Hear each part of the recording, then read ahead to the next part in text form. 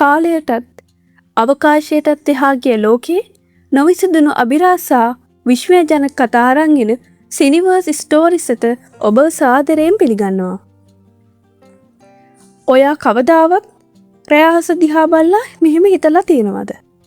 මේ තරම් විශාල විශ්වයක අපි විතරක් තනි වෙලා ඉන්නවා කියලා විශ්වාස කරන්න පුළුවන්ද? අද සිනිවර්ස් ස්ටෝරිස් එකෙන් අපි යන්නේ අන්නේ නොවිසඳුණු අභ්‍යවකාශ අභිරහස සොයාගෙන. අපි ඉන්න පෘථිවිය ගැන හිතන්න. මුහුදු තියෙනවා, ගංගා තියෙනවා, වායුගෝලයක් තියෙනවා, ගස්, සත්තු, මිනිස්සු, ජීවය පවතින අවශ්‍ය දේවල් ගොඩක් මේ පුංචි ගහ ලෝකයේ ඇතුලේ තියෙනවා.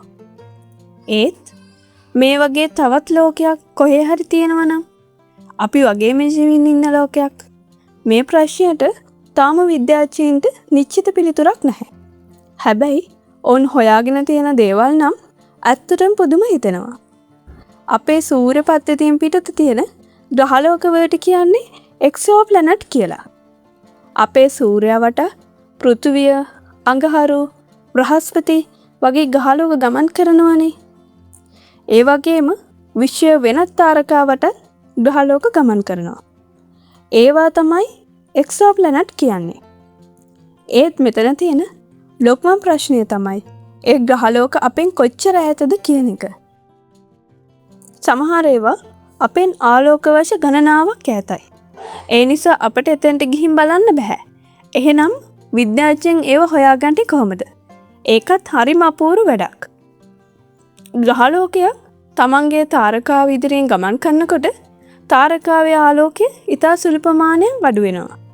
ඒ පුංචි වෙනස දුරේක්ෂ වලින් මැනලා මෙතන ග්‍රහලෝකයක් තියෙන්න පුළුවන් කියලා විද්‍යාඥයන් හඳුනගන්නවා. දැන් අපි යමු මේ කතාවේ ප්‍රධාන චරිතය ළඟට. TOI 700D.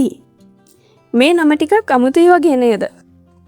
ඒත් මේ ග්‍රහලෝකය ගැන විද්‍යාඥයන්ගේ අවධානය යොමු වෙන්න හේතුවක් තියෙනවා. TOI 700D කියන්නේ පෘථිවියට ප්‍රමාණයෙන් ඉතා ආසන්න ග්‍රහලෝකයක්. එය අපෙන් ආලෝක වර්ෂ 100ක් පමණ ඈතින් පිහිටිනවා. දැන් හිතන්න. ආලෝකය කියන්නේ විශ්ව වේගවත්ම දේ. ආලෝකයට පවා එතනින් අපි ළඟට එන්න අවුරුදු 100ක් විතර යනවා. ඒ කියන්නේ අපිට මේ ලෝකයේ ළඟට යන එක කොච්චර අමාරුද කියලා හිතා ගන්න පුළුවන්. හැබැයි දුර තිබුණත් මේ ග්‍රහලෝකය විශේෂයි. මොකද ඒ තමන්ගේ තාරිකාවේ හැබිටල් සෝන් එකේ පිහිටා තියෙනවා. හැබිටල් සෝන් ඒ කියන්නේ මොකක්ද? සරලව කිව්වොත් ජලය දියර ආකාරයෙන් පැවතීමට සුදුසු උෂ්ණත්වයක් තිබිය හැකි කලාපයක්. ඒක නිසා මේ ප්‍රදේශයට සමහරු ගෝල්ඩිලොක්ස් සෝන් කියලාත් කියනවා. ඉතා උණුසුම් නැහැ, ඉතා සීතලත් නැහැ. ජීවයට අවශ්‍ය තත්ත්වයක් ඇති වෙන්න පුළුවන් මට්ටමක්. හැබැයි මෙතන පොඩි දෙයක් මතක තියාගන්න ඕනි. හැබිටබල් සෝන් එකක තිබුණා කියලා ඒ ග්‍රහලෝකයේ ජීවය තියෙනවා කියන එක නෙවෙයි. මේක හරිම වැදගත්. TOI 700D එකේ මුහුදු තියෙනවද? අපි තාම දන්නේ නැහැ. ගස් තියෙනවද? දන්නේ නැහැ. මිනිස්සු වගේ ජීවින් ඉන්නවද? ඒකටත් තාම සාක්ෂි නැහැ. ඒත් ජීවය පැවතිය හැකි තත්ත්වයන් ගැන සොයා බලන්න පුළුවන් ලෝකයක් වීම නිසා විද්‍යාඥයන්ට මේ ග්‍රහලෝකය වැදගත්. හැබැයි කතාව මෙතනින් ඉවර නැහැ. ඒ තාරකාවට තවත් පුදුම ග්‍රහලෝකයක් තියෙනවා. ඒ තමයි TOI 700E.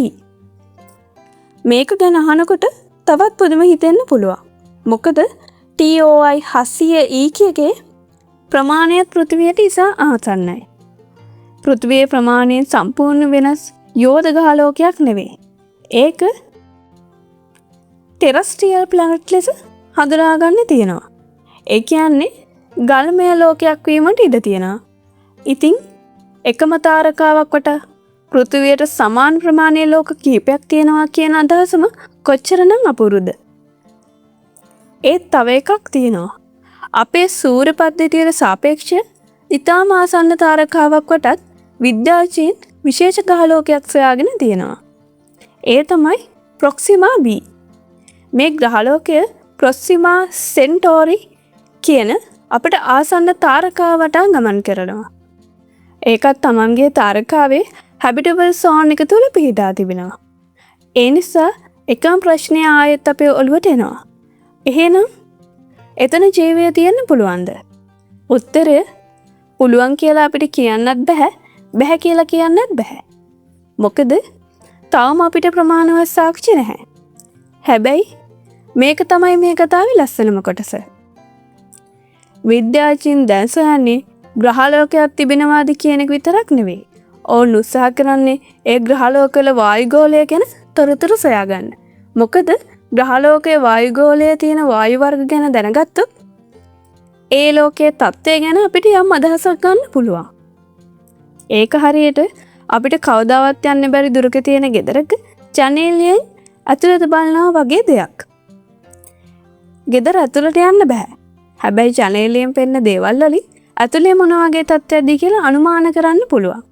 අභ්‍යවකාශයත් විද්‍යාඥයන් කරන්නේ ඒ වගේම දෙයක්. ඉතින් අපේ පෘථිවියට සමාන තවත් ලෝකයක් තියෙනවද? දැන්ට තියෙන විද්‍යාත්මක සාක්ෂි අනුව පෘථිවිය වගේම ජීවය සහිත තවත් ලෝකයක් අපි තාම සොයාගෙන නැහැ.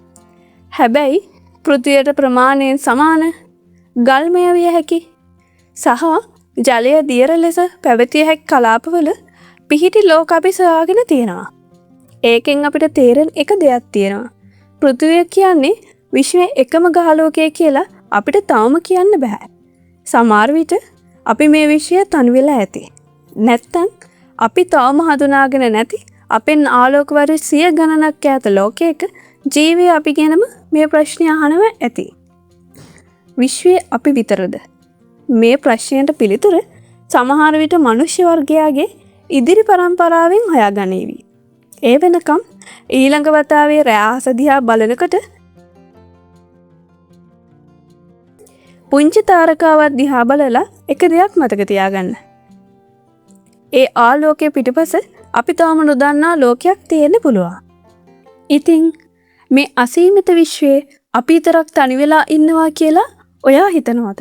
නැත්තම් වෙනත් ලෝකයක ජීවීන් ඉන්නවා කියලා හිතනවද? ඔයාගේ අදහස පහලින් කමෙන්ට් එකක් දාන්න. ඒ වගේම විශ්මය ජනක සහ අద్භූත කතා දිනපතා නරඹන්න සිනිවර්ස් ස්ටෝරිස් channel එක දැන්ම subscribe කරන්න. එකතු වෙන්න. ඊළඟ වීඩියෝෙන් හමු වෙමු.